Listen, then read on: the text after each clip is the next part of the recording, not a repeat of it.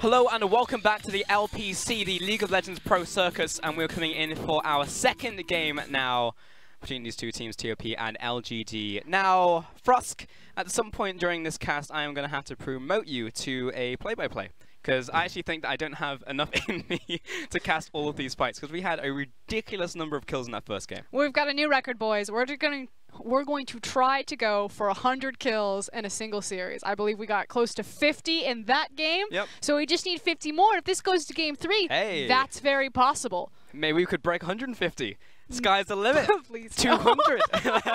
Can we get a 500 in here? I don't know. There's just a lot going on in this series. I think honestly, if we have another level 1 fight, I'll just make you a play-by-play from there. Okay, perfect. Yeah. I've tried play-by-play in the past. I'm not a good play-by-play. It's actually quite bad, but that's fine. That's all good. All right. We have Amy coming into the roster. Now, in our first game, LGD, we're running Regank. And I was a big fan of Regank. I don't know what you thought about him, but I think he did an exceptional job in the early game. He was tracking the enemy jungle. He was proactive. You know what I think he had a great game do? on Kindred. What's that? I think they should pull an RNG, and they should play Regank and Amy in the roster.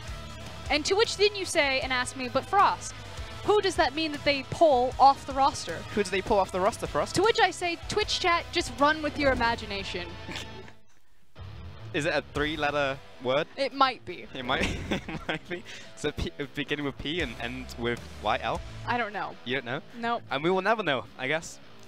But that's not what they're doing in this game. They're running Amy in the jungle. No Regank to be seen. And maybe it just needs to come down to shot calling. Maybe Amy is the shot caller that they need. Because ultimately we saw a lot of good individual things from the team. But unfortunately when it came to crunch time, I remember specifically that Baron play, then that's where it falls apart for them. The vision game has been a consistent problem for LGD, and until they fix it, I have a feeling the best strategy. If I was drafting against LGD, I would draft a 5v5 death ball composition every single time. Stack as much CC as possible, and just sit in a bush and wait. Because LGD will face check it, preferably one at a time, and you will win the game. Well, in the words of a great man, can we fix it? The answer, unfortunately, here appears to be no. LGD, but LGD are going to give it their shot. They're calling something. Are they? Who are they calling? I don't know. That's what the sign says. Oh, really? I just saw the big LGD. Yeah, Ches in there spell LGD. Yeah, when they first installed them, they misspelled it and had to reinstall them. They did, yeah. They are also massage chairs. Only the ones that spell out the name? No. I think all of them are. Oh. Fish said that you can pay, like, what, like 3 RMB or something, and get a nice massage while you watch LGD lose. I mean, I would like to travel over there and actually give it a shot. It would be funny if only the LGD chairs were massage chairs. And then there's like a fight for them? Yeah, but no, like if say in a day that you don't fill out the arena, that's how you get 100 kills spell out in one series. You only have the massage chairs in the red chairs in the stadium. I feel like because LGD also stay, you know, in their seats every Sunday, you should give them massage chairs. I don't know what the regulations are against that, but I feel like the players should also have some comfort. I think they should use some de-stressing techniques. I feel like LGD would really benefit from just an extended break where they just get a mental reset. A massage chair would also help that. I mean, maybe do you think the casters get this? It's really unfortunate that they're locked in the Eastern Conference. So how our system works, if you're new to the LPL, we have the West and we have the Eastern Conference, and there's 5 teams that are geo-locked into their specific conference because of the location of their arena. Now we are in Hangzhou today, and they are locked into the Eastern Conference. There is no way that LGD can escape this, and that means they are constantly sitting in the shadow of the likes of RNG, who are also locked into the Eastern Conference because their stadium is in Beijing. You know, they just need to call Magneto and just have them move the stadium. Just lift it up. Yeah. Just drop it in the other side of the conference. Because the question is if you put LGD in the Western Stadium or the Western Conference, are they suddenly in contention for playoffs? Is it only because they have JD, Suning, IG, and RNG standing on top of them that they will never find greatness? I feel it's really bad if that's the case. I'm trying to inject all of these narratives. We're just going to throw them all in there and just the what-ifs. But think about it. Conspiracy theories. It's interesting. Unfortunately, they just chose the wrong city. Unlucky. Hangzhou is a beautiful city. It is, but not for their chances in the LPL. Not right now. They are a someday team. And the someday is going to be on which roster? Which, I mean, we talked about Yuki. They're trying a new one. he definitely did very well at the beginning of that game. 2-0 up, had a very early dust played. 8 minutes dust played. 8 minute. Yeah. But now they're swapping back to Amy in the jungle. PYL actually had a 1-kill advantage. There was a level 1 skirmish in which he picked up a kill and so did Jinnu.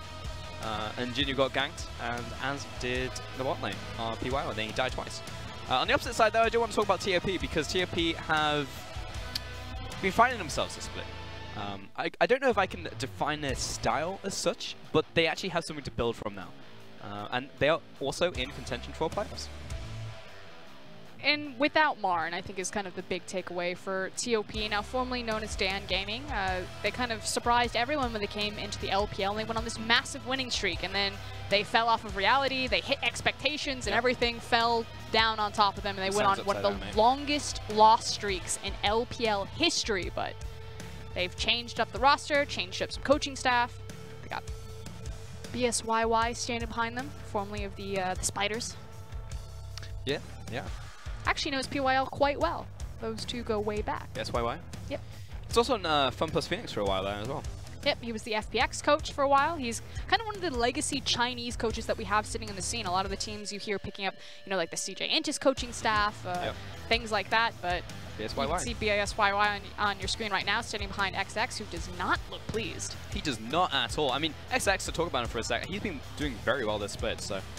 But yeah, maybe some beef happened backstage. Just to update you guys, probably wondering why we're just sat here and why isn't the game starting? You're probably spamming in Twitch chat right now. Well, dear viewer, we don't have an update for you, sorry. But there is something going on stage right now that we're trying to figure out what's happening. As soon as we hear from Hongzhou what is happening, then we'll relay it to you. But unfortunately, we have no more information than you do. But it is an issue on stage, I am hearing. I like how Cat has a cat tattoo. Is that a cat, really? Yep, that is a cat. It's the little cat where you put the coin in. For good luck. Oh, that's pretty fantastic. There's very few players who actually fully commit to the name. Because we actually have a couple players in the LPL who are called Cats or something around Cat, right? Like, you've got Cat, you've got Mao, Lu Mao. Or as I like to call him, LB Mao / Gucci Mao. Gucci Mao. Gucci Mao. Love that guy. But yeah, no, I admire the commitment.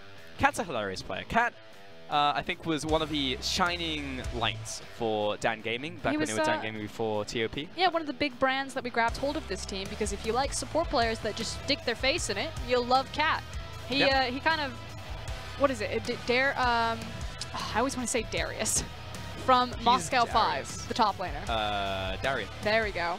He is that of Dan Gaming, where you weren't quite sure if the jungler was there. Yeah, because his... the playstyle. Yeah, the mentality was that he always played so aggressively, and it forced the other player to question all of their decisions. Like, this guy wouldn't be doing this unless the enemy jungler was around. Like, oh, so Diamond Prox must be here. And then, surprise, he was actually all by himself all along. I think Cat is a very similar mentality where he just plays hyper-aggressive, wants to get into your face, feels very powerful, and everyone just assumes, oh, this guy's crazy. He must have backup. He doesn't have backup. He's by himself on Lulu, running at your face. That's Cat. He's a fun player to watch. Explosive. Even when he's trying not to find kills, he gets them anyway. And there we go. Coach versus coach. Here we go. Into Champions League. LGD versus TOP. Round 2 in Hongzhou. We'll be taking away the LeBlanc Vladimir and Gragas, and on the opposite side, of course, the Aatrox, blah, blah, blah, plus the Zoe and Tam Kench, and it will be a first pick once again of the Swain. But this time around, it's LGD who are taking away. Chocho had an incredible performance on that champion last time around, and I feel like the LPL just grabs the Swain, and they're just like, no, we will not play ADCs today, or you will be massively punished. Now, one of the big things for Swain is that he almost automatically makes it a kill lane, which is why the Morgana almost immediately comes in. Not only because that combo is very strong, but you need some sort of safety to survive it. They were thinking about it, and they locked in Morgana, and was sad. And they were thinking about it, but this time they actually locked it in. Mr. Pike. Have you gotten to cast a Pike yet, Pulse? I have casted a couple. I can't remember who was playing, but I watched a Pike kill an Alistar and a Camille 1v1 twice in the same game, and it was glorious. I feel like this meta is very well suited for Pike, but a big issue for him is that his 2v2s aren't necessarily the strongest. They're very dependent on matchup, so he's not just a free pick away, but he really does thrive in this bruiser meat grinder meta where so many people fall down to low health, and he can just clean up janitorial style. Especially when there's champions who can get health back, like Lulu, because it means that he would just kill them before they can get health back. I love it. But you're right. I think more of it was the shock factor when he first came in. Now people are learning how to play against the old Pike. He's going to be alongside Morgana. And on the opposite side, LGD will lock in their Nocturne and also Mundo. Now, this time, we'll have Regank on the enemy team. It's actually Amy on LGD. So we'll see if Kindred can be picked up here by TOP, or they're going to think about it at all for XX. Yeah, a very scary first 3 champions built out for LGD, and they've TOP have unfortunately fallen into a bit of a pigeonhole. Now, like you say, usually we would see the Kindred come out because she can offer a very strong defense against a dive composition like a Nocturne, use the Lamb's Respite, really deny the assassination potential, but you have Lies. And Lies really only plays one champion effectively, and it's the Darius. So TOP were forced, okay, either we can grab the Kindred here and we can salvage our jungle pool, which automatically LGD, you see one jungler down, I expect it's going to be a double jungle ban, or we must grab the one pick that our top laner plays successfully, especially in the Mundo versus Darius matchup, and that's what we landed on. I'm just saying, just learn Vayne. We saw it out from Uzi, and it was great. So just learn top lane Vayne into Monday. But yeah, no, we're going to see Darius. It will be an Orianna ban. I love it against Y4. His Orianna is something to be feared, 100%. And there's, of course, the Kindred ban. You've got to take that one away. LGD will also remove the Talia. So now we're going down the tier list for TOP, looking at the jungle, though Camille and Graves, as we are seeing right now, are still open for them. And it will be Graves locked in for XX. I like the fact of Graves versus Camille. Now, Camille's obviously going to offer you a lot more gank potential, especially depending on what your pairing is in that mid lane as well as the top lane. But Graves offers you a bit more safety, and you look at a Swain, you look at a Mundo, you look at a Nocturne, you kind of want that kite back potential as well as that big upfront burst damage that you're not really going to get from a Camille who must stick her face in it. There's not a lot of I'm going to say follow-up from TOP's composition. You know, they haven't grabbed the Galio, and who could have gone for it, and that's what I would have expected if they had locked the Camille, that it would have been the Camille-Galio combo. There we go. I like to see it. Talon in the mid lane, rocking the 25% win rate. What? Said he doesn't have his smite yet, though. Not yet, no. But maybe he's got plenty of time. It's not easy to lock it right now when we're 4th pick. But this is already important because we talked about how LGD really have one set standard play. And what they like to do is they'll play an Assassin, the Talon, the Zed in the last game into that mid lane. They'll have a pushing or kill-oriented bottom lane. So before it was with the Orianna, this time around it's with the Swain as well as the Fiddlesticks now. So they have the push and the kill pressure. And it's all just about breaking that bottom tower as quickly as possible. So the one caveat here is that it's Nocturne, but they feel strong enough that with the double band on the Talia and the Kindred, that Nocturne's going to get a decent matchup anyway, probably won't be contested. But what you're looking for is for the mid lane Talon to get unlocked. He's now got the smite, and then to get down to that bottom lane where Y4 and PYL have set everything up, and then dive the tower or take it for free. And now Galio will come in as the final pick right here from TOP. Why not pick Camille? Great question. But he will also do well into the Talon in terms of just clearing out the wave. We know from the Talons that we've seen so far, it's most likely just going to be like Rush Tiamat, Rush Mobility Boots, and guys like, fantastic, I'll just clear the wave and follow you down to wherever you're going to go. So nice little pick there to follow the roams. And the smite has now, for now, been picked up by Yuki. And this is what KT really used to such effectiveness against Rogue Warriors when they faced off at Rift Rivals. It was Yukao who had the Galio, looked at Doinby's talent, and did such a beautiful job mirroring Doinby and making sure that there was never a point where that Talon could get down to the bottom lane to attempt that dive, to try to break that tower and snowball the game. So all eyes on Goon, that with the mobility of Galio, that he's able to keep up with that and kind of deny him that window. Because we've seen it that, you know, once the mid game and the late game happen, Zed and Talon really do fall off against a lot of these bruiser champions. Yeah, for sure. I mean, I just love the pick. I think Galio is just a perfect pickup into Talon right here. You can stop him from going in the first wave, clearing out the wave, or just follow him by just clicking your R button. So absolutely going to be okay on that front. But again, Talon can make some big plays happen. And that's also going to come in from your jungle. So perhaps the Nocturne can actually just focus on the Galio. Maybe just try and nuke down the Galio in the mid lane. There's many opportunities. So there are still ways to win this with your LGD. Always coming down to execution, but it's TOP versus LGD. We're going into game 2. Both of these teams are considered bottom of the barrel teams. TOP trying to slowly climb the ladder into middle of the pack. You know, maybe looking at a chance for playoffs. I still think that it's quite early in the split to say that TOP have earned the number 4 spot, that they truly are a team on the rise. They've got a hand on the rim of the barrel to climb out of. Yes. Yes. It's now a question if Snake come along and just, you know, drop the elbow on some fingers. Close the lid. I think it's more like they grab both of the ankles and he just pull them back down. I think that's more Snake, to be honest. It's It's kind of between Snake, WE, and OMG. They're all just looking at TOP like, oh, this new guy transfers into our class. Who does he think he is? Get back down here. Meanwhile, Snake pull out. Rengar, Ivan, love it. LGD just trying to get out of their own barrel. They're in a barrel within the barrel. There's layers to this barrel. They kicked it down. They're sitting in the mud. But one day they will stand. We have a loading issue, folks, so that's why we're just waiting for a hot second to get into game. Hopefully none of the massive issues we had yesterday. Touch wood. That won't happen because we have another Snake game later today. It'll Keep touching that wood. That was nice. We immediately went into our... That's true. Give it another tap. Maybe we'll head out of this graphic, guys. Give another... Hey, there you go. It's tap wood, man. Superstition. Maybe I should stop believing in it. Either way, we're about to get on to Rift for game number 2 between TOP and LGD as I hand it over to Hongzhou.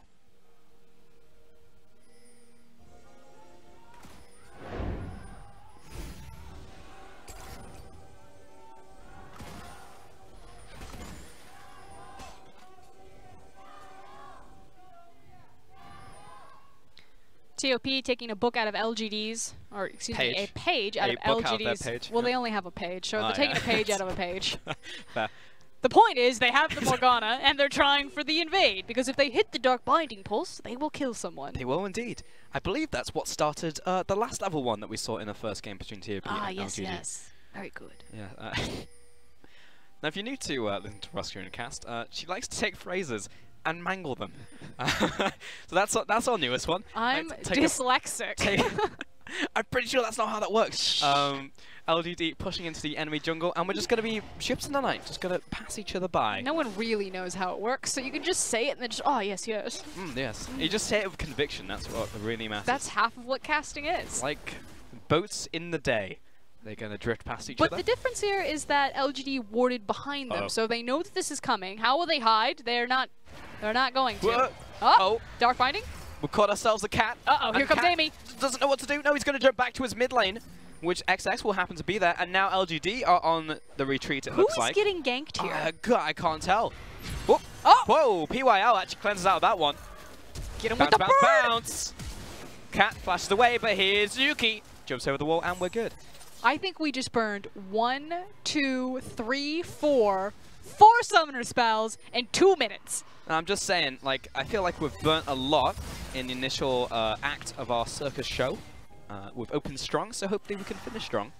XX is mad. We saw him quite vocal before this game, and he is just rocking into Amy's jungle. And this is what we need to talk about. Who is the real winner here? Well, TOP started the bottom side of the map. He has access to the red buff versus the blue buff, which is why little PYL has to join this fray. I think PYL would do that anyway, to be honest, but you're absolutely right. Oh, he would have left Amy to dry.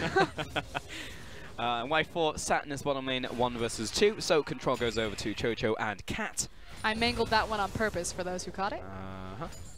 And PYL will walk back into this bottom lane. No cleanse now, but still has the flash. Careful, important to note, not careful to note. Whoop. Charging it up in the mid lane. Weird timing, though. Yeah, it's a little bit early. XX is going to turn up and get in range. Now he's too far away. It was just 2 seconds too early. Slight miscommunication, maybe some growing pains there, like you said. Just too early for the taunt, but Amy's still in a pretty precarious situation, doesn't have access to any red buff, which means that any time Graves shows up, he must see the pressure. I don't know, it was growing pains as such between XX and Goon. They've been playing with each other for quite a while now. You're correct, but that's fine. I'm working with what I got. I appreciate it. XX. It's like you show up and you're supposed to go on a hot air balloon ride. You're like, yes, I will go on this great vacation. It's a kayak. What? In the bottom lane. Y4. Are you there? It's a lawn chair with a bunch of balloons. 1-0. First blood to TOP. And we're now seeing how this Pyke in this Morgana lane comes through. And you can see Dude, look at the player count. Cackling. Chocho and Cat just having themselves a giggle. Oh no, PYL! You don't have cleanse, be careful. So the thing about Pyke is that he's super dependent again on these 2v2s because he doesn't have a lot of inbuilt wave clear, wave control, which is why I really like the Morgana paired with him because she can bypass a lot of those inefficiencies with things like the Tormented Soil as well as the Dark Binding. And if you hit the Dark Binding, it pretty much guarantees the Q from Pyke coming through. So I think it's quite clever. I think Karma would also work quite well, but Morgana just has a bit more flexibility and viability in the current meta with her kit versus Karma. But if you're experimenting with this at home, if you want good pike combinations, things like Mordekaiser, things like Karma, things like Morgana, really make up for his lack of control over the wave. I'll be honest, I think that Morgana as a champion is like the color black. It goes with everything. You can put it pretty much with anything in the bottom lane, and it'll be okay. I knew you were going to say that. It came out of my mouth, and I was just like, uh-oh, I'm talking to a graphic artist. Move on as quickly as possible. I have an art degree, and let me tell you how beautiful my homeless box is. But yeah, Morgana fits with a lot of things. That's what I was trying to get at. Here comes Cat and XX into the mid lane. I'm not sure they've been seen out. Oh no, Yuki's jumped forward, so definitely not. Let's find him in the Phantom Undertow. Oh, got him. Not going to be close enough though, XX. But, still exciting. yeah, exciting, and I also like the pressure coming in from TOP. And unfortunately, because Amy was on the top side of the map, there was no counterplay available. Amy has had a very rough go getting shoved out of his jungle, being denied any sort of red buff, and he's just now trying to hard farm to level 6. It is level 4 versus 3 right now, although he's losing his Raptors, so kind of from bad to worse, especially because he has no control in either mid or bottom lane. Love the combo there between Fiddlesticks and Swain. You walk up and you've got the point-click CC with Terrify, and then Swain clicks on you and then you get pulled towards them. Love it. Oh no.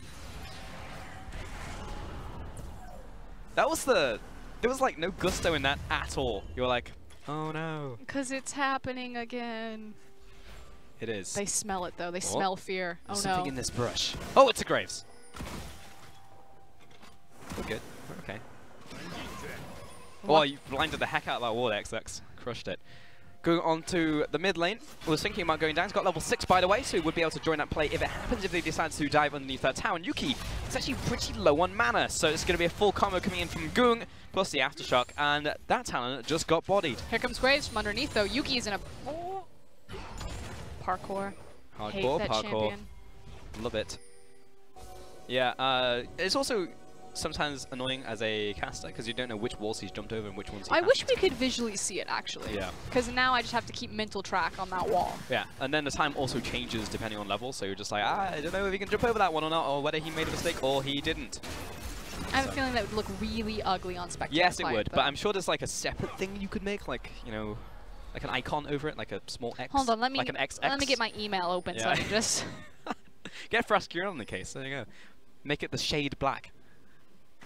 Hey, XX is gonna go onto his Grump, and Amy's actually gonna counter jungle him. He's gonna take away this entire camp. His Nocturne you can take it very quickly using those Umbra blades. That's pretty much Amy's first Raptor camp. It actually might be his second, but this guy has been really starved out because XX just has full control of the jungle. And again, it's not just XX versus Amy, it's the fact that Yuki and Y4 and PYL are just getting bodied in their lanes right now. I think this is the first time we've seen Talon forward in the lane, and that has just meant that Graves gets full run.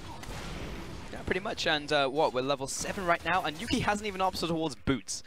Yuki knows where he stands in this game. It's like, well, I can't roam, I guess, because Galio's in the middle lane, so... Oh, that was fantastic. Bone Skewer into the binding. PYL, perfect timing on that one. And Soul Shackles as Chocho walks away.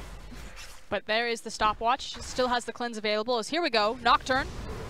So the top lane flashes away a little bit early to open up distance, but immediately the flash by Jinnu. Darius in a 1 versus 2 will eventually die here. Amy finds the kill. And excellent work from LGD. They weather the early game storm. They're able to get Amy into the level 6, and the paranoia for the first time pays off. So on the board and exactly where they want to be with Jinnu. XX chasing down Amy, flash forwards, but the flash in return. Why do you still have that? Jinnu is now going to follow him down. That is a lot of damage from the Dustbringer, and now he's lined up against the wall. So Burning Agony, dead XX. Level 8 to level 5 just ran through him, and now here comes Lies back into the lane with a Executioner's Calling, so recognizing kind of the situation that he's playing from at this point. Yep. I know that this is one of Clement's favorites matchups. How do you feel about it? What, Darius into Mundo? Yep, just the Darius Mundo matchup. Well, I mean, it's great for Darius, but often we don't see massive advantages being opened up by Darius because it's down to jungle pressure. Yep. If you know that the jungle is there, then you can just run at the Mundo and there's nothing you can do because he doesn't have an escape. But if you don't know where the jungler is, then you basically go even in terms of farm, and then you both rock up to team fights. So it's basically like you have a farmed Mundo and you have a farmed Darius. And that Twitch chat is how you make your partner look good. You look great, Pulse. Hey, thanks for us. Making that frame for me. I get to be in the middle. Love it. XX is going to keep on farming. He definitely just gave us a... it's not a power int. Like, we have different levels of int. There's like the power int, there's the giga int, and there's the serial int. There's the other one, which is like you just... He's a serial inter! Or he's a compulsive inter, you know, like a compulsive liar. Now, I don't think I would give that moniker necessarily to XX. I think that was just a regular int into the top lane, but yeah, it still didn't help the top lane, that's for certain. I do like players that just have the bloodlust. They know that they're killers, born and bred. Sure, but there's ways to go about it, right? You have a cat who is like hilarious to watch, but then you have an XX who is, to be fair, doing very well this split, but then sometimes he just walks top lane and dies and gives another kill to Nocturne. The amount of ego measuring that is happening in this game right now between so many different players is pretty good. Yeah, I mean, to be honest, we went circus, now I think nature documentary. I think people are just trying to... There's definitely been some tense moments where it's like, you better not be touching my scuttlecraft. No, but that's where you can combine the two. You know, like the tiger is trying to become the alpha in the circus. So it's like a stage animal.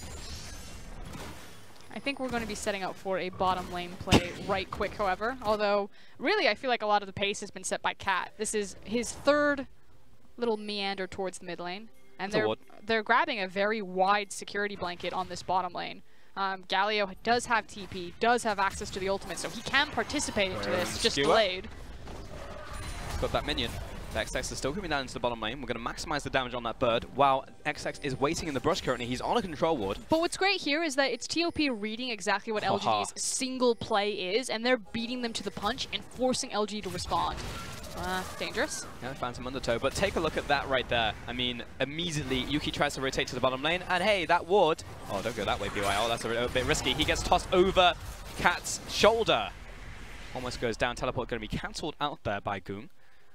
But again, that ward was clutch coming in from Cat. I mean, TOP saw this coming from a mile away, then had confirmation on that ward. And I really like the TP cancellation simply because now it forces LGD into a tough situation where they want to stack their members bottom because they want to try to hold this tower, but then Talon has to wait, okay, but then I'm losing all of the experience, all of the gold in the mid lane. Pro Storm, Roosted in place. I'm going to drag him closer to us because we almost find a kill and it will come in with a cloud of damage. Cat jumps in further, lining up for Goong, slams down into the bottom lane and makes Talon. a heroic exit. And Yuki's not going to press his luck right there. We were talking about kind of the hard decision that LG were put in. What were they going to pick? They decide to look for the hard engage. I think it was the right maneuver. Unfortunately, doesn't pay off how they want it to. And TOP are going to run the exact same play. They want to force this tower down. And now it's about, denying the creep wave, which, yeah, tough luck. Yeah, feels bad, man.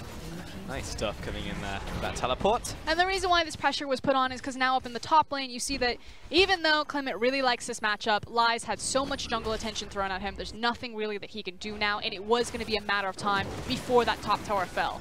PYL, you do not have ultimate. But he can bird them and be very annoying, like a mosquito. And Cat's is going to jump over the one girl with a health pack because great health. TOP are going to disengage right here. They see Yuki coming in from the bottom side, plus Amy, who doesn't have ultimate. I feel like they could have established themselves as the alpha, but decides over an Ocean Dragon, maybe not worth it. Feels a little bit bad simply because the lane phase has been broken at this point. We're going to start shuffling up our lane assignments, but a nice Infernal within the next 6 minutes, so around 18 minutes that will peak. Put that one on the oven, and in 6 minutes from now, put that one 190 degrees Celsius, and it will be ready to come out of the oven, and it will be a nice +8 to both your AP and AD bonuses. I actually think I just forgot a word. Like, how much of my brain is being taken up from space like Pidgeotto evolves at level 18? That's true. I mean, isn't that the Sherlock thing? Oh, here comes Cat. Whoop. Misses the bonus on that one. Misses both score shots. Talking about his Mind Palace. And it was an episode of Sherlock where he was just like, how do you not know that, like, the moon exists? And he was like, well, it was taking up space and it was unnecessary. I feel like that's just you. I don't understand why you know Sherlock references, but you don't know Monty Python. Because they were the new Sherlock. The new one. I also watched the old one. But anyway, in the bottom lane, LGD pushing in this tower. Only Galio's here right now, and it seems like no one cares from TOP to actually do anything because Galio's got the wave there by himself. Oh, he's going to be dragged in towards some wow taunting. And it's because they recognize that Galio can either hold the tower or at least stall the tower, and they have access over mid lane. So still trading up and possibly for more. Good play by Yuki. I mean, that was nice. Also, Cat just went in way too deep, also tanked the tower, had the grey health, but unfortunately here comes the master himself. Far. He's in! Teleport down. Whoop! Oh no, he immediately wants out! I immediately regret my decision! No, I don't want to be here! Oh, I'm dead. PYL. Yep. Hey. Oh, I love him. Yeah, I would like a replay of that, but then we freeze frame as he lands. I actually just want his face. He's like, no. Beautifully done from Goon. Gonna give all the credit. See, this is now where instead of focusing on PYL ulting into certain death, we're gonna focus on Goon and how well he played that. Hey. To just perma-lock him underneath the tower. That's what I'm talking about. Again, Cat just been spooky on Pike. Jumps over the wall there. And Amy and PYL are going to buddy system it up. Oh, improvement coming out of PYL. He instantly dies, and this time he's actually going to go out with his jungler to clear out these wards. I like it. I like it a lot. No, see? You now spoke too soon. He's gone rogue. Bring him back in. Pull the leash. PYL wasn't there to ward, he was simply there to hunt, in which Amy was not there to ward or assist PYL, right. He was also there to hunt. Nice. This was a watering hole. They just both came because they were thirsty, not because this was some planned. I see, it was coincidence. A serendipitous endeavor. Oh, hello, here's Cat once again. He just says hello to Jinu. He's just hovering around, he's being a scary little Pike. And Shelly, oh no, she's disrupting the time-space continuum. And that is Yuki. At some point he was alive and now he is dead.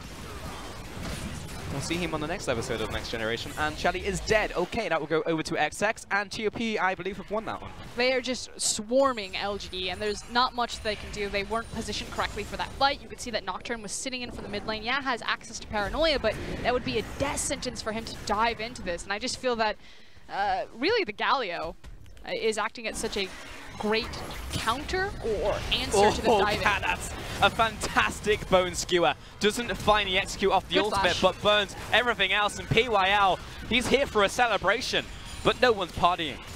Just clearing out the minion wave. Meant to do this, guys. Making sure that they can't push the tower, clearly. Also, damn you, PYL, for not running the birthday Fiddlestick skin, because that call would have been 10 times better.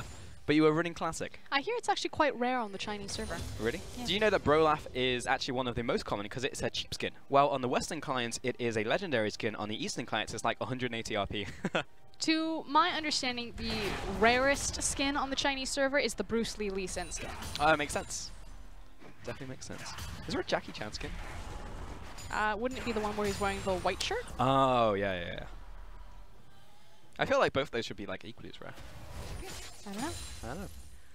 I don't know. Yuki's in the top lane now. He is farming out. He's got his Dusk Blade and his Tiamat. And he's finally picked up boots. He's got the brown bags. Heck yeah. And will now be finding some use in a side lane.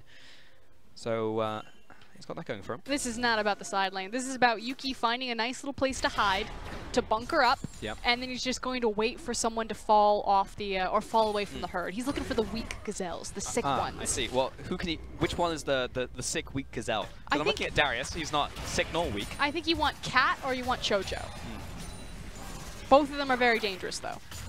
Yeah, yeah, they'll definitely come at him at ramming speed. Chocho also has the makings of a Zonius plus has the perfect timing, so he'll be able to buy some time. You want Cat, yeah. He's shown propensity. Here we go. Here comes the Hunter. Double Hunter. We're going to jump right into the fray right here. They are targeting Cat right now. He jumps onto the back line, always finds the instant kill onto Morgana. He gets chased down. Visions of Empire! Yeah, has to go in to the Zonius right there, but Whitefall will find him off the backside. XX jumps away with a flash, but that is how you execute LGD. And it's just like that. I actually really like the two champions of Nocturne and Talon for LGD specifically because they don't really need that much coordination. Yeah, it works better if you're coordinated, if you're both flanking from the same time, attacking into the backline at the same moment. But otherwise, you have so much kind of mobility and security that you can play your own self-sufficient game and just hit and run, hit and run. It's working out. 2 kills in the mid lane plus bottom tower for LGD actually bring themselves very close to TOP's current gold.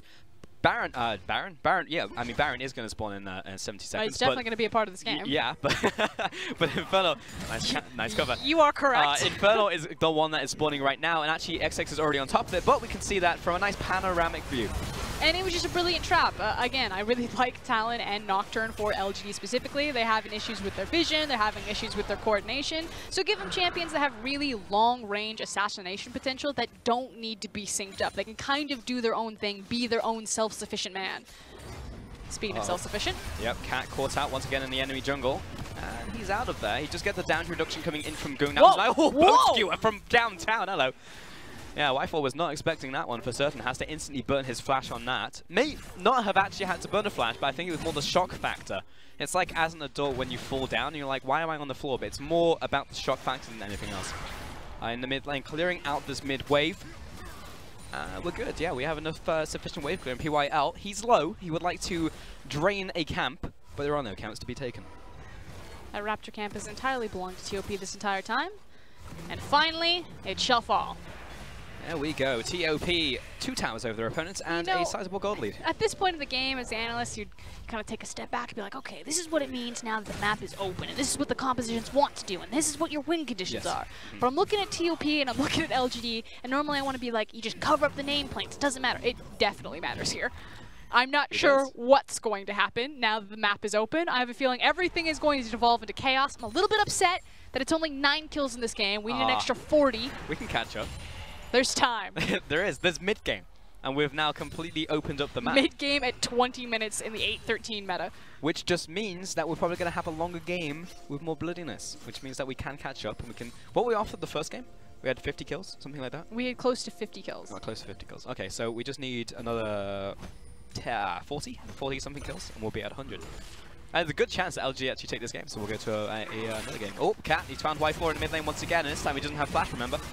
Is it a less good chance now? Because it was a pick instead of a skirmish fight? No, because LGD just died. I don't know, really. You tell me. I mean, we'll find out later into the game, but I feel like we should be finding skirmishes and fights, because that's more chance for more people to die and the people remaining not to be able to do anything. I mean, what we're finding right now in the game isn't quite meaningful. I mean, you pick up a kill right there, maybe you're able to walk... yes, a vision, maybe. Yeah, exactly, some creeps into the tower. You're effectively all just denying gold from that particular member. Because it wasn't like TOP suddenly got massive control over the Baron area or took down a tower or got a monster objective or anything like that. Yeah, I guess so. So, we're one closer. As Tascos has taught me, after living in the UK, every little counts. So, we'll take those. 22 minutes and we have 10 kills. Next round's going to be Mountain. Will be nice to take. And also, when we're in that replay, XX did indeed secure the Dragon. Pretty much uncontested. It was an Infernal over to him. Lies is by himself in the bottom lane, and Jinu is going to play Possum as much as a Mundo can play Possum. And Yuki will be over the wall thinking about a gank. Nope, we're going to recall back to base as it's going in the top side. It just feels that TOP have such a better read on where LGD are on the map, or at least respecting the possibility there.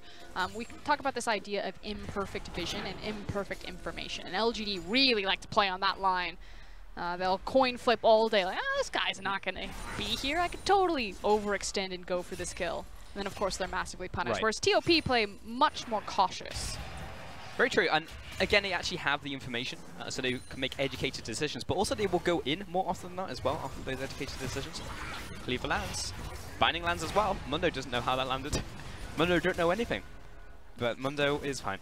We'll go with the bottom side of the map, and TOP will not find a pick today. But they are fishing for it. And again, a lot of non-committal CC, the Bone Skewer, the Dark Binding, the Taunt. Taunt's pretty committal, but I just feel like with his ultimate, he's fine. Yeah, pretty much. Didn't even have to burn the sadism right there. Whoop. Cleaver hits onto Lies at full health. That's going to hurt. Oh, again. It's really dangerous to try to commit onto any of these picks. Like, you can see that TOP are thinking about going in, trying to fish, find something like they can instantly blow up, but you're still dealing with the reach and backdoor access of Talon and Nocturne, so they need to be very conscientious of the fights that they do pick, because they are still relatively fragile. Yeah, for sure. I mean, we saw that in the mid lane. Oh, he's on a ward. How deep you in the window shopping? Pretty deep. We're going to send 2 people over towards you. Yuki needs to get in range, but parkour over the wall, and that will be a very easy kill onto Cat. That is what we were talking about. He was indeed the sick gazelle. Good coordination. Again, these picks, they don't mean a whole lot within the larger scheme of the game. It is nice that more of the kills are still stacking onto Yuki, getting that Talon farther and farther ahead, or at least in a position where he does have viable kill threat on multiple targets. And we'll go back to farming. What do you think is going to break open this game for us? Is it going to be Baron? No, I will not say this. Normally, old Froskirin would have said, someone will make a mistake, throw the game, and it'll mean a Baron. What does new Froskirin say? New Froskirin is half glass full. Okay.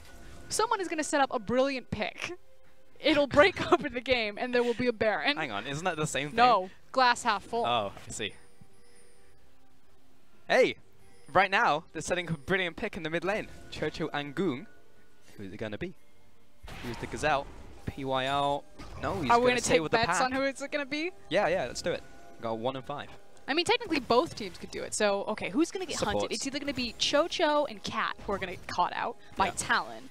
So for LGD fans, you're looking at Yuki. This is who you want your money on. I actually think they might find XX. Okay. Yep. Or XX. I just think it'd be very dangerous to walk up to that yeah, Graves 100%, right now. absolutely. Yeah, don't do that. But you know how in like nature, like animals have inhibitors that stop them from doing things. LGD don't have that. It's like liquid confidence. They'll just go in. See, they might just approach that Graves regardless. He might die. Oh, Y4 getting caught out once again, has to flash away from that Phantom undertow. And there was also a Galleon going in top of that as well. On top of that. Oh, late flash. What's interesting here is that we are not leaving the mid lane as opposed to just walking over into the Baron. Jinnu is being a straight up matador right now. He's actually just, he's looking at the ball. Oh no, the ball's caught him. No, get away. Yuki's in. Here's the team. Got the ref coming in. Didn't expect this one. Oh, it's working out. They're beating down on the ball. Amy just assassinates XX. I told you. Now the rest of the team hit because PY from the bottom side. The reach around. He's going to find 3, and LGD are running down TOP from the bottom to the top. Now we're here. LGD find 4. And you can see that TOP getting a little bit desperate, getting a little bit impatient. They find the Mundo. They think they've got the early access. It's going to be the teleport force from Goong to get him to safety, but a clear path to Baron for LGD. That's what we're talking about. It worked out in the end. Jinnu, the master plan out from the Matador, and then we'll move towards Baron. Glass half full. I said someone was going to get caught, someone was going to get picked, and then there would be a break open fight for the Baron. Right. Now, the twist here is that the guy who was caught was actually a trap mastermind, playing 3D chess, knew that he was the Mundo, knew that there was no way he was going to die, totally thought he was going to die. Yeah, the staff had to step in there to help the old Matador, but he gets out alive. The bull is dead.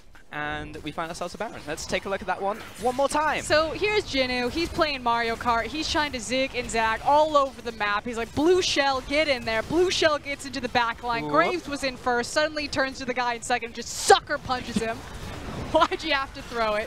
And now without Graves, they don't have their big damage dealer. The Galio ult came in very early just to try to play defensive as opposed to offensive, and TOP get ripped apart from the inside. Yes, they do. I mean, that is the power of this composition right here. Amy and Yuki actually coming up clutch there alongside Jinnu. And again, I mean, they're ahead, which means that Talon is still very good, as is Nocturne. They can go for pretty much all of the AD and all the penetration that they want in the world. And Y4, I mean, again, he's scaling, and Fiddlesticks has got a Zonia, so we're in a good place. But TOP have actually started off the Dragon. And he's gonna hell to dodge, There is some paranoia going on right now. Oh, what a taunt right onto 5 people. They walk right into that one, but here comes Lies. He's down. The Darius is dead. And now the chase comes in from Amy. He's squishy, though, with the rest of his team. Jinnu following up, and down goes the Swain. Meanwhile, Goong drops to Yuki. And we're buying time on the front lines from Nocturne, which means that Jinnu can get in there. XX turning around. Oh, Cat with the double! Death from below and death from above. That'll be another kill coming in from them. Jinnu chasing down Cat, but no one knows where Cat is. He's running around in circles, now he's farming. XX right behind him, he's low on mana. Jinnu, no one killed the Mundo. It's no one won, it's a draw. Ultimately, though, TOP got the Dragon. They got the Dragon, they got the team fight. Yeah, no one can stop Jinnu. Are they going to try? Get off my tower, please. Well, there's still a minion wave, and Jinnu is actually healing, so he's fine, but he will not be able to take that out. There we go. These are interesting fights. They are indeed. I watched LGD walk towards Goong, and Goong was like, square up. He like charges up the taunt in a choke point. You what? And PYL was like, guys, I'm already charging. And everyone just charges in after him. This feels like a moment where neither team really knows who's actually stronger right now. And to be honest, I don't know who's stronger either. Nope. Jinnu is going to have a go at XX, and yeah, we've got this. I think the cannon minion is actually doing the most work in this, to be honest. Jinnu is practically unkillable, it feels like. I mean, he's the Mundo who's ahead with triple items at 28 minutes, yeah. That would be it, yeah. Spirit Visage, Warmogs. Yeah, he's Look at him regen. Look at him go. Jinnu, I think, is the protagonist of this story. The main character? Yeah, I think so. What is the story, then?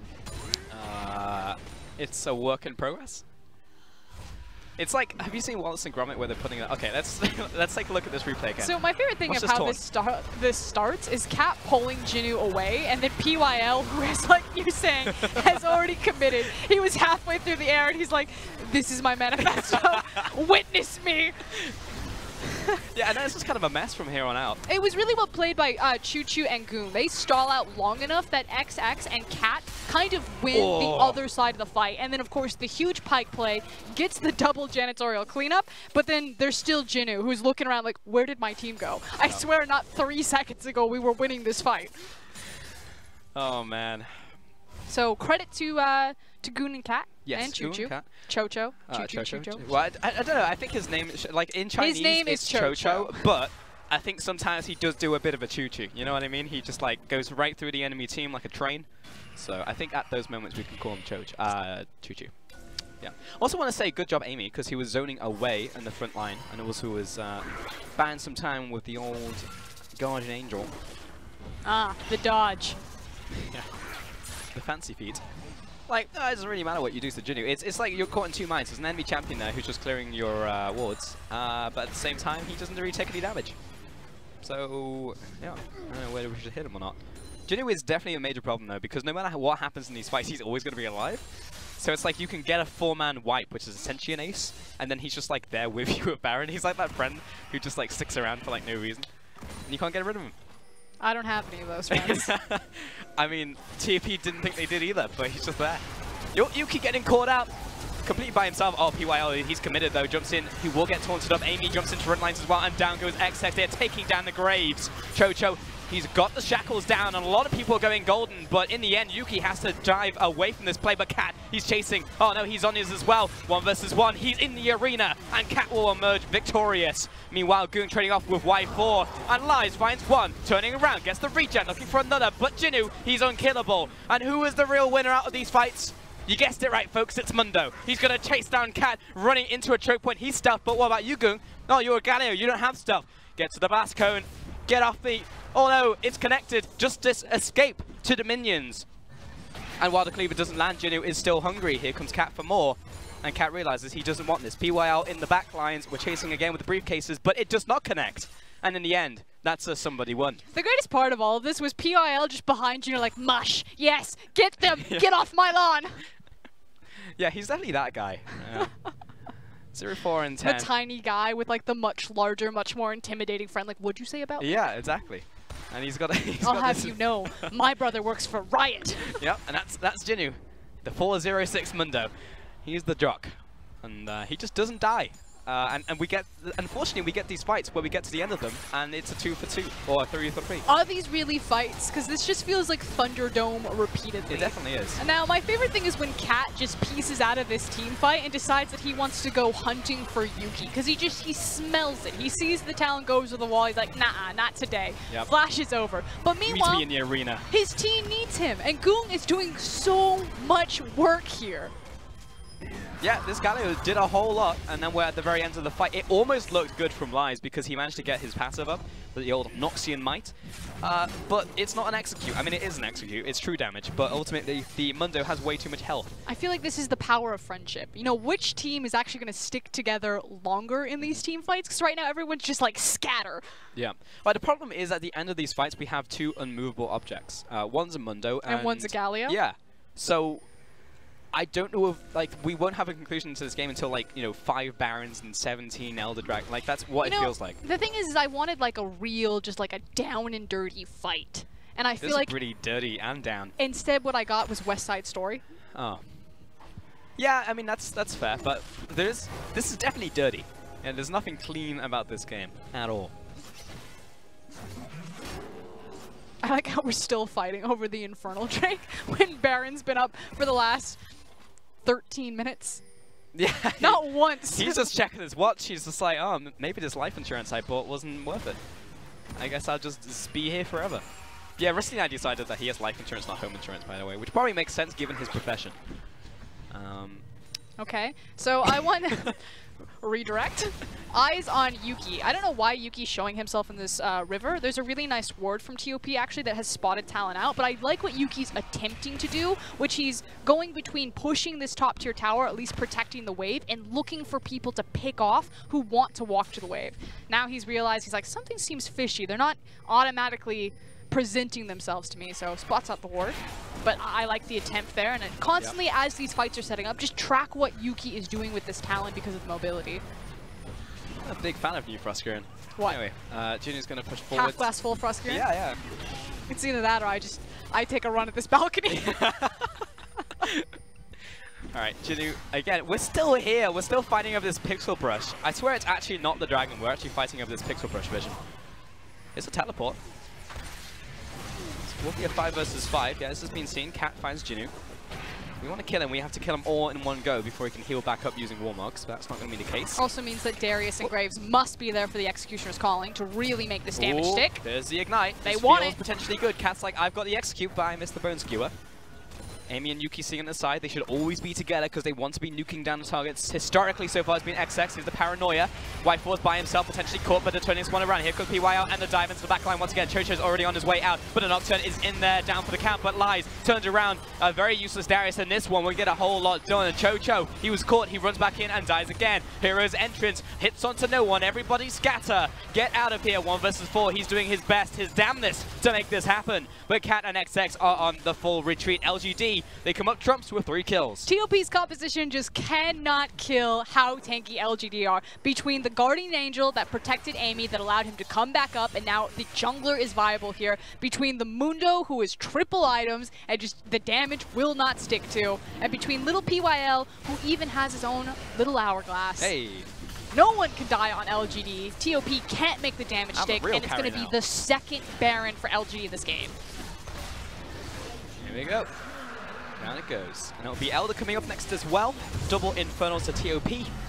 Now, I remember a very similar game to this one, and that was game 1, where TOP had multiple dragons and somehow held on and managed to pick up the Elder Dragon. And the real victory is that we're getting closer and closer to 50 kills. But let's take a look at how this team fight started. So, TOP hard fishing to try to get Mundo. Mundo manages to disengage. They get desperate. They think that they've caught the Swain.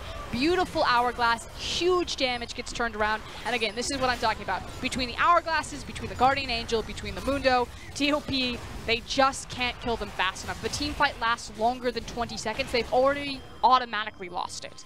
I feel so bad as well for going. He bought so much time, but unfortunately half of his team was dead and the other half was dealing with a Mundo. So in the end, Gary was not able to do anything. And one immovable object does eventually get moved. He has Phantom Dancer. He does indeed, which means that whoever's hitting on the back lines can deal even less damage to him. I love it. What an adaptation. That's a build that I would do. Big respect to Jinu. Now, what's he got right now? He's also been stacking up on the Grasping Undying. He's got over 4,000 HP. Let's just do a stat count of Mundo, actually. He is unkillable. He is the raid boss. Yep. 130 magic resist, 4k health, Phantom Dancer. So occasionally his extra damage he gets from Masochism will crit. I feel like TOP's only way back into this is that Jinu has to massively, just huge mistake, chain CC for days. He's got to get hit by the Bone Skewer, the Dark Binding, the Taunt. Graves and Darius must be hitting him during this duration, and then they'll probably still have to chase or flash for the kill. Well, here's a question. Yep. Do we have any percent damage? I think the answer is no, apart from Goong win the war. As I said, everything is going to have to align. At this point, I'd just probably tell them we're going to pick up Blade of Rune King, to be honest. XX and Chocho on the front lines. Cat's going to find himself a PYL catch of the day. I didn't really want that one in the end, and Midtown will force LGD. They're actually making headway now into the enemy base. Bot lane, Yuki can probably just step up to this one killer, but Canamin is going to do this one for him. There's going to be a tower, another tower in the mid lane. 2 towers to LGD. Baron will fall off before they break an inhib, however, unless TOP just run face first into LGD. But unlike the 2 towers Lord of the Rings, there is no Gandalf to save TOP. You have to try and solve this one by themselves.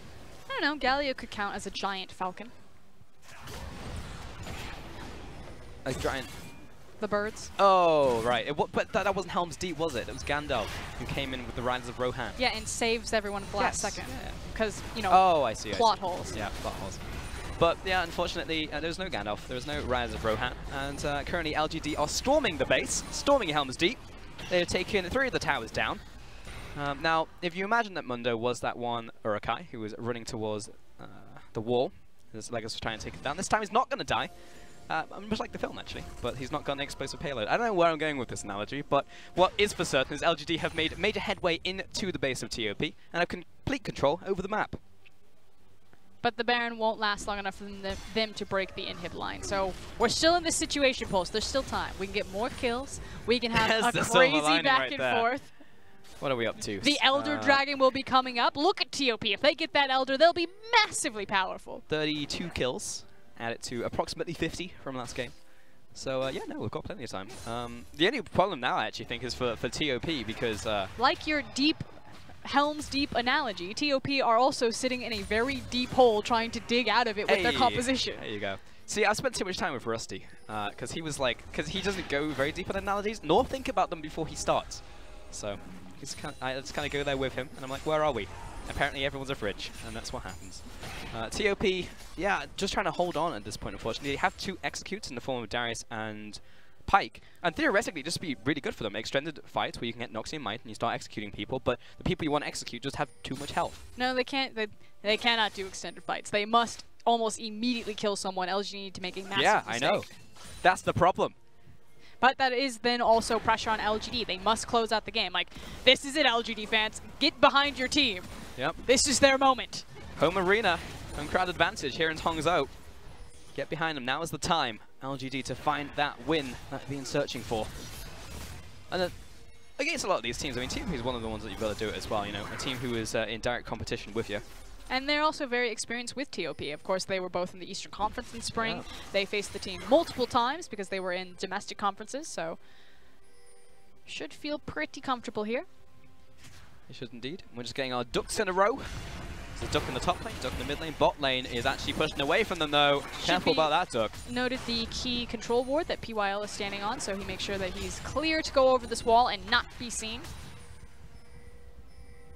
Yep. Uh-oh. Goon. Ooh. PYL has found the minion wave. Just clearing the minion wave, making sure that one shoves in. You know, Pulse, it's about making sure that your waves crash all at once. Yeah, but the bot lane is still pushing away from them. All at once. LGD are on the way back to base. We have Baron spawning in 90 seconds exactly on the clock, and 26 minutes on, 26 seconds on the Elder Dragon. So it will be everyone converging on that location for LGD, but TOP now can leave their base. But good on Jinnu, recognizes that Elder Dragon is coming up. Of course, he's sitting basically on full items. He doesn't need to go anywhere. Takes the Scuttle Crab. You're not going to kill him. Well, I don't know. They're going to try. I don't know. XX does a lot of damage. Can we plant him in place? Oh, fancy footwork out there from Jinnu. Yuki over the wall. Who are we assassinating? Paranoia comes in, but it's me who's paranoid right now. Who's going to die? Oh, front line. We're going to jump into this one. And it was Pyke who died in the end. In comes the Galio. Protect my ally. XX goes down for the 10 count. Over the wall lies. Everyone's going to flash out though for LGD. They swept up the mess on the front lines and they're ready for seconds. Give me that dessert. And Goong all by his lonesome. That is a 4-4-0. Chocho, the only one left alive. He's in the top lane farming. He teleported away from that fight right quick. Yeah, TP'd from the back part of the Dragon Pit, and I think that's going to be all she wrote. It's just Chocho to try to stave off these massive creep waves that are being escorted up through the mid lane. Jinnu should tank the tower and then just retain the creep wave so they can keep it there for the tower fortification. We're charging up. PYL zoning ultimate from him to get Chocho the heck away from his base. Yep, and Yuki is following after. He finds the Dark Binding right there on the chase down, but Yuki is following. There is no escape from a talent within the jungle. I'll find you with the Noxian Diplomacy. And meanwhile, on the base, the towers are dying very quickly because here comes the minion wave and here comes the LGD. And yeah, we're not even going to try this one. If you can't, we're not that crazy. Game 2 goes up to LGD. We're going the distance in Hangzhou. It wasn't pretty, it wasn't perfect, but they got her done. It was off of this guy on your screen right here. He takes the Mundo, he was virtually unkillable. Felt to me that TOP kind of fell into a bit of a pit with their composition. They didn't have any sort of answer to try to deal with the Mundo. It's one of those things that when you don't have an ADC, you don't have access to that Blade of the Ruined King, what are you going to do? You can't call up Ghostbusters after certain. Unfortunate in the end there. Will not be a win for TOP to close out this series 2-0. However, LGD, match point, possibly going to find their second win here in the summer split of the LPL. You're looking fantastic, by the way. I was just going to say, I'm really feeling your glasses. Ah, thank you.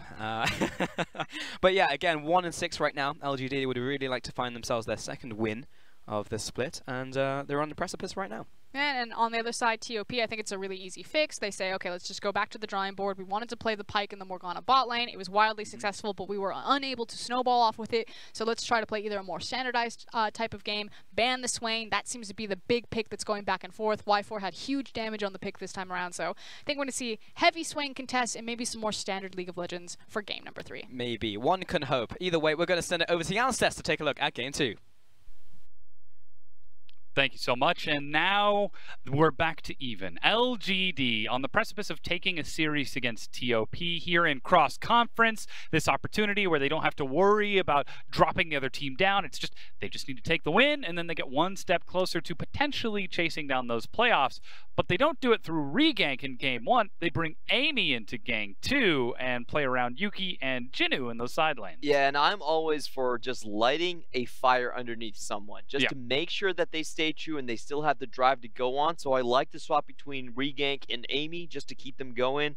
This game, however, I felt like LGD, they didn't have a really good first move. I felt like TOP overall had the stronger draft. They were winning all 3 lanes, and they had a composition where if LGD ran into them, they had a lot of good counters. They had the Soul Shackles to go in. They had the Hero's Entrance to really lock everything down. So I felt like TOP had all of the answers lined up already, but they didn't execute on those crucial team fights. And that's where LGD really took the game. And we're looking at those 2 Drake fights where there was no Hero's Entrance. Or at least a misplaced one, at the very least. And then Yuki could find access into the back line. They found the assassinations, and then they snowballed to the late game where we heard Frost talking about no sustained damage, the Mundo running amok. They've got the burst to try to kill a Mundo, but again, at the end of the game, I think it was at 4,600 maximum health by the time that the game actually finished. But still, it was LGD's ability to recover from that laning phase, because we saw the kill lane bottom, the Morgana Pyke. If you ever get caught, there's a lot of burst. We even saw some roaming coming down from that mid laner Galio to try and burst it down. But then it was TOP running LGD's style bottom of rushing down the bottom tier 1 as quick as you can to try to unlock the map. Then they rotated mid lane and were not really able to break the tier 1 against the Talon for quite some time. And when they finally did, Mundo was online. Talon was able to assassinate the Morgana in the back line. So is it just a question of pacing for TOP, not pushing the speed of their advantage fast enough? Well, I did think that Yuki outplayed in a couple of instances right there. The first push into the mid lane, Yuki actually found the kill onto Cat and instantly got that extra bounty gold from him and ended one push. The second time that TOP tried to group up and take the mid lane tower, it was a great counter initiate from Amy, and we also saw Jinwoo from the side just flanking everyone, and that stopped another counter. So I think at that point it really was about LGD just reading when the push was coming and outplaying the push correctly. But TOP really did have the right idea. I feel like this is actually a decent enough draft. They just didn't execute it well enough and push their timing advantages as good as they could, because if you're running this full CC type of composition, it goes to late game, you cannot find a pick onto anyone anymore, then it kind of falls apart. You don't have the sustained damage to match it. And that's why it becomes so risky when we get to these late game chaotic team fights, and it does devolve into more chaotic skirmishes on one side, especially when you've got the Nocturne and the Talon just diving into the back line. It's never going to be a front to back when there's a Nocturne and a Talon. They're going to try to flank you from behind, while Mundo just headbutts you from the front. To our viewers who are watching this, of course, we would like to update you. BLG versus Snake is happening right now on the Chinese stream. You can see it at lpl.qq.com and along with Panda and Douyu.com on their respective streaming sites as well. We will be broadcasting that as well off of delay, so if you don't want any spoilers, don't go to those websites, and we'll start the series after a timer as soon as this LGD TOP series finishes, because now we're looking at game 3. Now we're looking at TOP to grow and shut down LGD, or LGD to close the series out and take their second series win. In either way, this is going to be such an important match for both of those teams. LGD are going to find their first cross-conference win throughout the entire year if they win here. And if TOP take it, then they're going to surpass their total wins in spring. So this is great news from both of these used to be bottom tier teams, and we're finally going to see who comes out on top, and hopefully this will launch them on a great trajectory. Well, now we're going to go ahead and take a quick break while we get ready for that game 3. Don't go anywhere. We'll be right back with some more LPL action. 不破不立，只有经历巨变，老干爹才能重获新生。